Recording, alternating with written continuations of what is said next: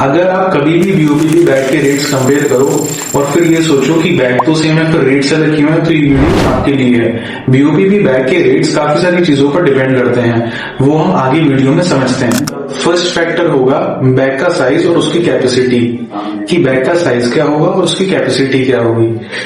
इन्हीं दो चीजों पर डिपेंड करता है कि उसमें कितना पीपी फैब्रिक लगेगा और कितनी प्रिंटेड बीओपीपी फिल्म लगेगी। ये एक मेजर फैक्टर है प्राइस डिसाइड करने में। सेकंड फैक्टर क्या होगा, एप्लीकेशन। एप्लीकेशन यानी आप बैग में क्या भरेंगे, आपका क्या काम है, उस बैग का क्या पर्पस है, उससे डिसाइड होगा कि बैग में कितना हेवी फैब्रिक यूज किया जाएगा या कितना हल्का फैब्रिक यूज किया जाएगा। एग्जाम्पल से समझेंगे, अगर किसी का मटेरियल है कॉटन या रुई जैसा जो कि हल्का है लेकिन जगह ज्यादा गिरेगा तो हल्के फैब्रिक में भी काम हो सकता है। लेकिन अगर किसी का मटेरियल दाल, फर्टिलाइजर या राइस जैसा है जिसमें कि साइज तो कॉम्पैक्ट है लेकिन वेट बहुत है, तो उसमें हमें हेवी फैब्रिक यूज करना होगा। ये एक सेकेंड क्रूशियल फैक्टर है प्राइस डिसाइड करने में। थर्ड फैक्टर होता है बेस फैब्रिक टाइप, कि आप कौन सा फैब्रिक चूज करते हैं। दो तरीके के फैब्रिक होते हैं, एक होता है नेचुरल फैब्रिक और एक होता है व्हाइट फैब्रिक। दोनों में डिफरेंस क्या है कि इस मटेरियल में, नेचुरल वाले में अगर आप कुछ भी भरते हैं तो आपको बाहर से दिखेगा कि क्या भरा है। एग्जाम्पल के तौर पे जैसे कि मैंने अपना हाथ अंदर रखा है इसमें, तो बाहर से दिख रहा है आपको कि मैंने इसमें क्या रखा है, ठीक है। अब अगर हम ये वाला फैब्रिक चूज करते हैं तो इसमें से पता नहीं चलेगा कि इसके अंदर क्या है।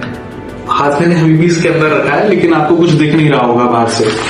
तो ये industry wise, choice wise depend करता है कि आपको अपना मटेरियल बाहर से देखना है या नहीं देखना है। तो आइए फोर्थ फैक्टर समझते हैं। फोर्थ फैक्टर होगा गसेट। गसेट यानी ये फोल्ड जो बैग के दोनों साइड में होते हैं। जब हम इसको खोल देते हैं तो बैग एकदम डब्बे जैसा लगता है।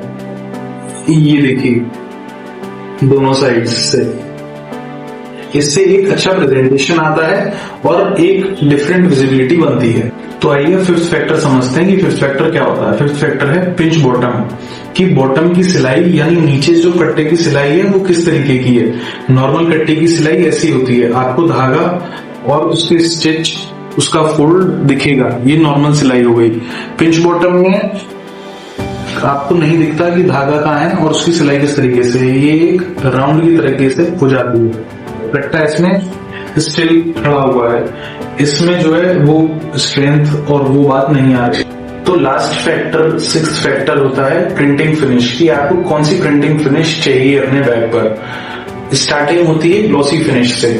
ग्लॉसी फिनिश एकदम स्टार्टिंग हो गई, ये शाइनी होती है, दूर से चमकता है कि क्या है। फिर इसके ऊपर होती है मैट फिनिश, ये थोड़ी सी प्रीमियम में आ जाती है, थोड़े से इसके रेट्स बढ़ जाते हैं, ये मैट फिनिश होती है।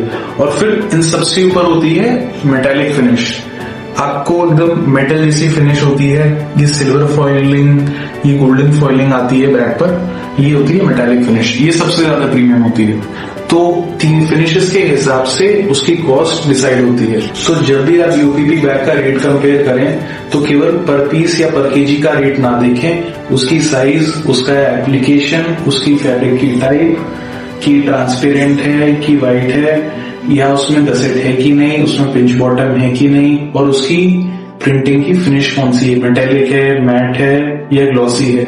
इन सब चीजों को जज करने के बाद हम ये देख पाएंगे कि उसकी सही प्राइस और उसकी क्वालिटी क्या है।